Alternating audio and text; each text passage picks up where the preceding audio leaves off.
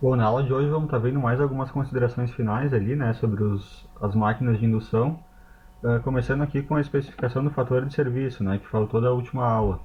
Então, uma máquina síncrona, tá, ela vai poder suprir um valor de potência extra por um pequeno período de tempo, tá, que às vezes é necessário, tá, que a máquina ela trabalhe por um curto período de tempo ali no regime de sobrecarga, só que quanto maior for essa potência extra que ela vai estar fornecendo, menor vai ser o período que ela vai aguentar ali oferecendo essa potência, tá? Então antes da instalação de um gerador, normalmente tu dispõe de um valor aproximado da carga, né? Não de um valor exato. Essa carga ela pode às vezes variar para menos ou para mais. Se ela variar para mais, né, tu tem justamente o fator de serviço aqui para estar compensando essa variação a mais, né, na carga.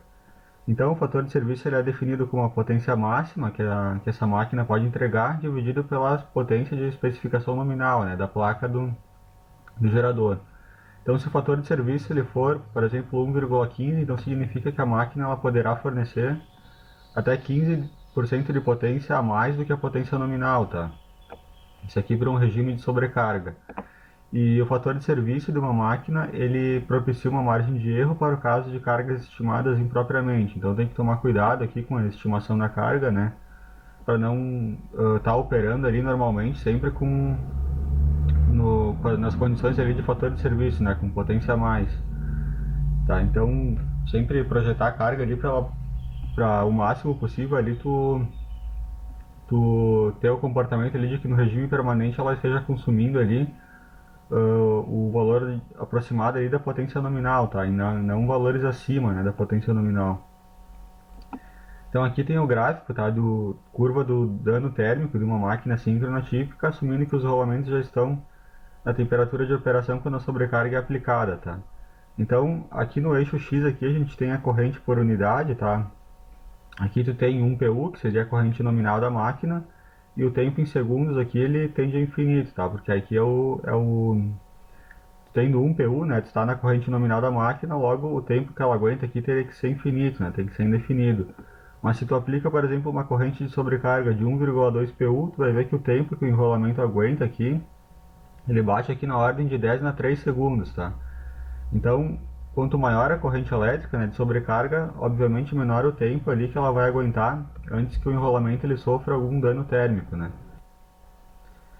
Então, a elevação máxima de temperatura que uma máquina pode suportar depende da classe de isolação dos seus enrolamentos da armadura. Basicamente, existem quatro classes padronizadas, que são essas quatro aqui, e quanto mais elevada for a classe, maior a potência de sobrecarga tolerada. Tá? Uma regra prática também ela nos diz ali que o aumento de 10% acima da temperatura nominal dos enrolamentos pode reduzir a vida útil ali de uma máquina em até 50% do tempo. Tá? Isso depende muito ali da tecnologia ali do isolamento que é utilizado ali, né, nos condutores. Mas isso aqui é só para mostrar ali que a temperatura ela é um fator crítico, tá? Para determinar ali a vida útil dos enrolamentos. Então, o correto ali é trabalhar mesmo na temperatura ali nominal, né? Procurar ao máximo não exceder essa temperatura. Bom, aqui então eu tenho um resumo, tá? Das três principais utilizações do gerador que a gente viu ali nas aulas, tá? É o gerador alimentando uma carga isolada, o gerador no barramento infinito e dois geradores do mesmo porte em paralelo, tá? Então, novamente aqui resumindo, tá? Um gerador alimentando uma carga, as potências P e Q consumidas são as consumidas pela carga. A regulação do ponto de operação da máquina primária ou máquina motriz, né? E a corrente de campo alteram a frequência e a tensão terminal, tá? A frequência, aqui se eu ajustar a regulação de ponto de operação e a tensão terminal se eu ajustar a corrente de campo, tá? O gerador no barramento infinito, então as potências P e Q geradas são controladas pela regulação no ponto de operação na máquina primária, né, controla o P e corrente de campo aqui controla a potência reativa, né, enviada. Tensão e frequências do sistema não podem ser alteradas, tá? São fixas do barramento infinito. Já o gerador em paralelo com outro do mesmo porte, as potências P e Q entregue pelos dois geradores correspondem exatamente ao consumido pela carga. O ajuste na regulação dos geradores ajusta a frequência nominal do barramento e o compartilhamento de potência ativa, enquanto que o ajuste da corrente de campo ajusta a tensão terminal e o compartilhamento de potência reativa, tá? A gente viu também que se as técnicas aí possíveis para alterar o compartilhamento de potência ativa ou reativa sem estar alterando também as características de frequência ou tensão, né? Ou vice-versa. Então, aqui está um resumo prático aqui, importante aqui de ser anotado, né? De ser lembrado aqui das principais utilizações do gerador. Bom, vamos fazer agora um comparativo, tá? Entre a máquina síncrona agora operando como motor, tá? A intenção não é desenvolver aqui um estudo ali todo sobre o funcionamento do motor, mas sim fazer uma comparação aqui em relação ali ao funcionamento como gerador, tá? Bom, se a máquina síncrona operar como motor, né? Como a máquina é a mesma, tá? Do gerador, então o mesmo circuito equivalente do gerador síncrono, esse cara que vai apresentar, né? O mesmo circuito equivalente. Aí todas as equações básicas de potência, velocidade e conjugadas definidas para o gerador também se aplicam aqui por causa do motor. A única diferença é que o fluxo de potência agora ele não é do estator para a carga, e sim da fonte que vai conectar, né, para alimentar o motor, que vai conectar no estator, em direção ao motor. Tá? O fluxo de potência agora vai para dentro da máquina, né, e não para fora da máquina, que nem antes no gerador. A diferença aqui é que agora o campo magnético do rotor, né, que é esse BR aqui, ele vai perseguir o campo magnético girante aqui criado pelas correntes trifásicas aqui do estator, né, que vai ser o BS. Então antes, no caso como gerador, o BS estava atrasado em relação ao BR. Agora, no caso como motor, o BS, né, o campo do estator, produzido pelas correntes de armadura aqui do estator, ele está adiantado e o BR vai tentar sempre perseguir esse campo aqui, né, sem nunca conseguir se alinhar com ele, a não ser no caso onde eu não tenho nenhuma carga no eixo do motor, né,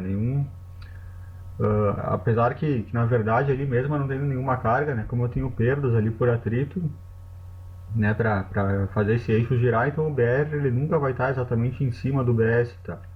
Mas vai estar perseguindo esse BS aqui também na mesma velocidade do BS, na velocidade síncrona, né? Por isso que o motor ele é dito síncrono, porque o BR aqui ele vai perseguir aqui o BS na mesma velocidade dele, né? Na velocidade síncrona. E esse ângulo aqui entre os dois, tá? Vai ser o ângulo do conjugado, tá? E quanto maior a carga que eu botar no eixo desse motor ali, quanto mais pesado for essa carga, maior vai ser esse conjugado, tá? Isso também vai ter um limite, é claro, que quando tiver aqui, como o torque é dado pelo produto vetorial aqui, né, dos dois campos aqui, então o produto máximo, né, a carga máxima é quando esses dois caras aqui, quando eu colocar uma carga no eixo tal que o meu BR aqui, ele se defase do BS em 90 graus, aí eu vou ter o torque máximo, né? Se eu exceder isso, eu perco o sincronismo, né? Então eu não posso colocar uma carga que gere aqui uma defasagem maior do que esses 90 graus, né? Bom, então aqui a gente tem os 4 diagramas sensoriais ali para a operação as duas opções para a operação como gerador e para a operação como motor, tá? Teria ainda aqui faltando mais 2 diagramas ali, né, pro caso deles estarem operando ali com fator de potência unitário. Mas aqui eu estou considerando só os casos aqui onde está fornecendo potência reativa ou consumindo potência reativa, né? Então a principal diferença aqui entre a operação como motor aqui, que é esses 2 diagramas aqui, ou como gerador, que é esses 2 aqui, é sobretudo aqui a questão de que no gerador aqui o VFI ele está sempre atrasado em relação ao EA, tá? Que nem a gente viu nas últimas aulas. Então aqui o VFI e o EA sempre adiantado, né? Já na operação como motor é o contrário, tá? Como é o rotor ali aliás, como é a armadura ali que arrasta o eixo ali do magnético do rotor, então aqui na operação como motor o teu EA vai estar atrasado e o VFI sempre adiantado, tá? É isso que está mostrando aqui nos dois casos. E na operação como gerador, tá? O torque induzido, né? O torque eletromagnético, ele é no sentido de tentar parar, né, o movimento de rotação da máquina primária, né, que está aplicando força no eixo. Então é um conjugado contra-induzido, né, que vai contra o sentido de rotação da máquina primária. Já na operação como motor, o conjugado ele é então no sentido de rotação, tá? Então essa que é as principais diferenças ali entre a operação ali da máquina síncrona como motor e como gerador. Então na próxima aula a gente vai ver ali alguns exercícios, tá? E nessa aula então era só isso. Valeu!